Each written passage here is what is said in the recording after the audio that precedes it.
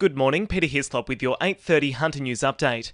There's been a fire at Maitland early this morning which damaged two businesses. Fire and Rescue New South Wales says it was called to a gym and transport business on Mustang Drive at Rutherford just after midnight.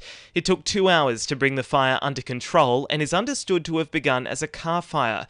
An investigation into the blaze has commenced. No one was hurt. The state government says Stage 2 of works to clear up the Truegain site at Rutherford should stop pollutants from flowing into local waterways.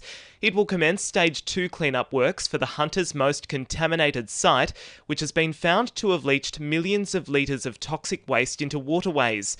The Environmental Protection Authority fined the former owner $1.2 million for its breaches. Maitland MP Jenny Aitchison says the works should put an end to contamination. That area flows down into Fisheries Creek and then Wallace Creek and then Hunter River. And so that's a really important piece of the work, is that making sure that encapsulation is done so that it doesn't do that leach out. Blueprints for a high school at Madawi are on public exhibition from today as the state government's website as submissions are called.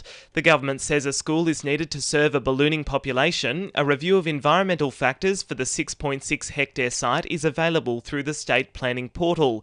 The school will open on Abundance Road in 2027. Paterson MP Meryl Swanson has fired back at criticism for promising an urgent care clinic late into the government's term. Ms Swanson maintains the coalition was catching up with Labor on policy when they announced a build last week. The Maitland Clinic is one of 50 Labor says it will build if re-elected to government. She's claiming Liberal leader Peter Dutton's track record on health would put clinics at risk. In the past, he said that he was going to match things that we did as a government, and he cut things as the Minister of Health. So I just do not trust Peter Dutton's word when he says he's going to look after Medicare, because his track record says that he cuts it every single time. Former Newcastle councillor Alma Tate has died aged 101. She's being remembered for a life of service to Newcastle, caring about neighbours and going door to door. When she was elected in 1977, she was one of only 3 women on council, along with former Mayor Joy Cummings, among her achievements helping to establish Lambton Pool and the new Lambton Community Centre. A memorial service will be held in coming weeks. A feasibility licence for a wind farm off the Hunter's Coast, granted by the federal government, has been met with widespread criticism from Port Stephens and Hunter locals.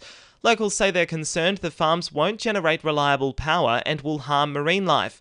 Member for Lyne Dr David Gillespie says a more reliable form of energy production is needed. A bad way to generate electricity, because it only does it 40% of the time. We need that high voltage and frequency, enough to run Tomago and the Hunter economy, not intermittent. A study's found Hunter locals are paying more than their metropolitan neighbours for macular disease treatment. Data from the Macular Disease Foundation shows the total cost to receive injections is 12% or $3,600 of pension payments.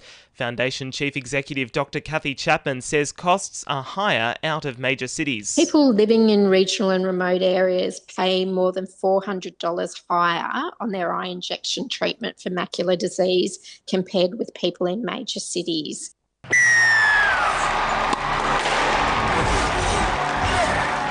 2NURFM Sport. The Knights are eager to get their season off to the perfect start when they face the Tigers on Friday night. With the team coming in to train on their days off, forward Tyson Frizzell says the side has been raring to go. Boys want to come in, they want to learn, they want to get fit, they want to practice their craft and do well. And a lot of the young kids are doing that now, and it's something that a lot of the older boys been able to show them the way. The Jets will be preparing to begin their chaotic week this Sunday when they face Auckland FC. The match with the league leaders is the start of 3 matches within 7 days for the side, who face Melbourne City the following Wednesday and Western United on March 16. And Newcastle cricketer Samantha Bates has helped New South Wales take at the Women's National League final on Sunday for the first time in 6 years. Bates finished 2 for 41 in bowling and claimed the final wicket for the side to claim the 21-run win over Queensland. That's sport. I'm Jessie Dennett. And the winning numbers in Monday Lotto are 4, 6, 8, 15, 21 and 42, and the supplementaries are 7 and 33. And now you're up to date with the latest 2NURFM Hunter News.